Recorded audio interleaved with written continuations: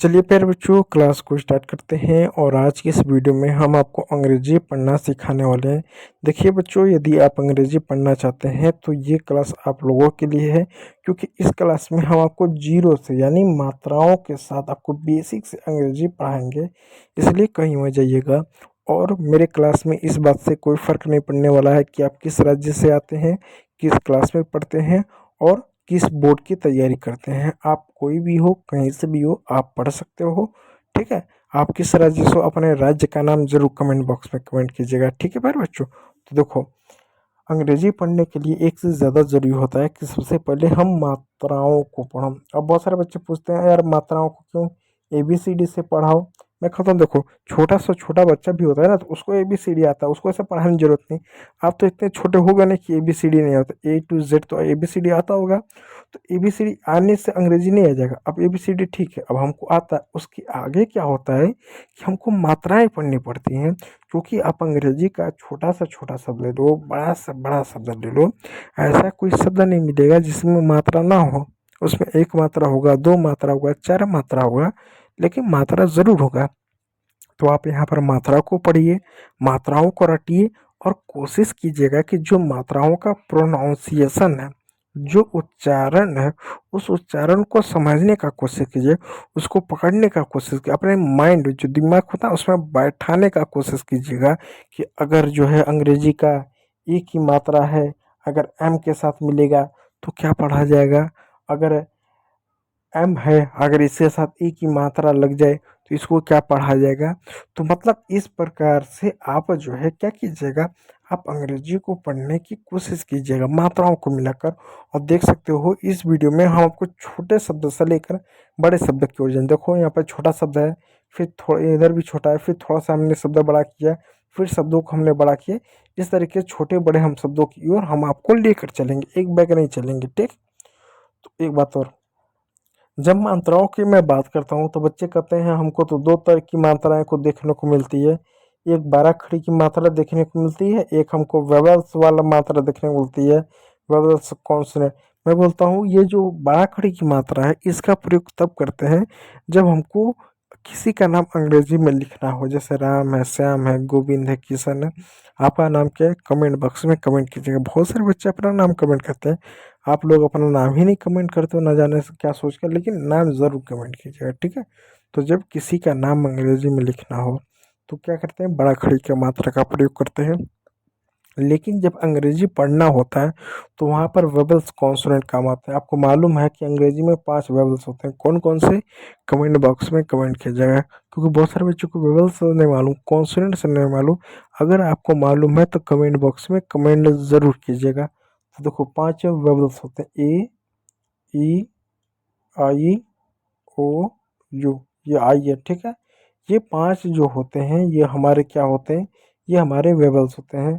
अब अंग्रेजी का छोटा से छोटा शब्द उठा लो, बड़ा से बड़ा शब्द ले लो, कोई सा भी सब्जेक्ट का अंग्रेजी का शब्द उठा लो, आपको क्या होगा ना, ये मात्राएं ज़रूर देखने को मिलेंगी।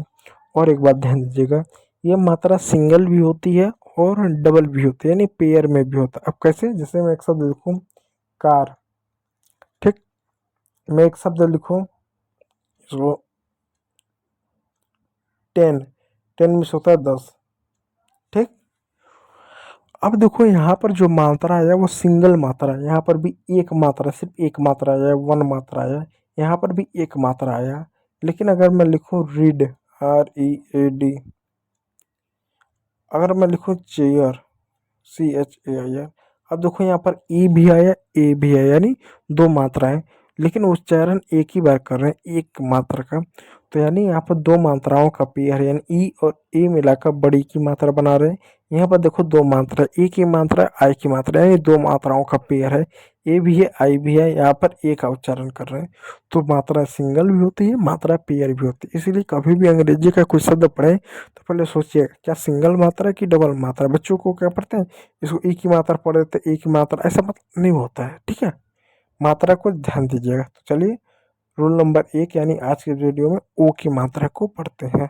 चलिए, जब दो कॉन्सोनेंट के बीच में ओ आता है, अंग्रेजी के किसी भी शब्द में दो कॉन्सोनेंट के बीच में ओ आता है तो ओ को हमेशा ओ की मात्रा पढ़ेंगे, ओ नहीं ओ, यहाँ पर टाइपिंग मिस्टेक हुआ,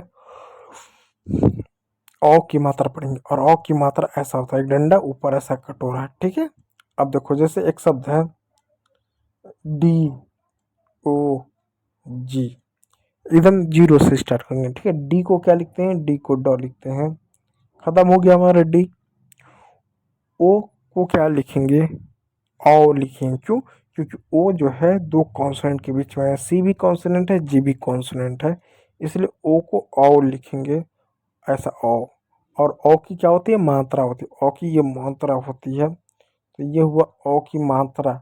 जी का ग हो गया डॉग, ठीक है।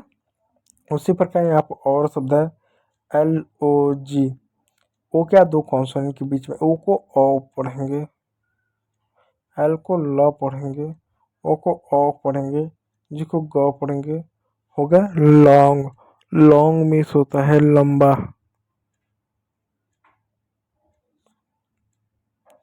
फिर होता है pot, P O T, P का प होता है, ओ का ओ की मात्रा होता है, टी को ट होता है, इसको पढ़ते हैं पॉट, ठीक। बाकी शब्द इसी प्रकार होता है। चलिए नियम नंबर 2 की ओर बढ़ते हैं। देखिए, जब अंग्रेजी के किसी शब्द में ओ के बाद वाई आए, जब अंग्रेजी किसी शब्द में ओ के बाद वाई आए, तो ओ वाई को आई पढ़ेंगे,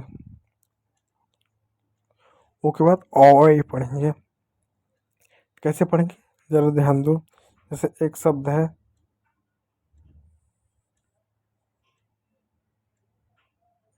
थोड़ा सा मैं माफ़ी चाहूँगा, मैसेज आ गया था। एक शब्द है जैसे बी ओ वाई, बी को क्या लिखेंगे, बॉ लिखेंगे, ठीक। ओ वाई को क्या लिखेंगे, ऑय लिखेंगे, और यह ओ की मात्रा प्लस ये लिखेंगे, हो गया बॉय।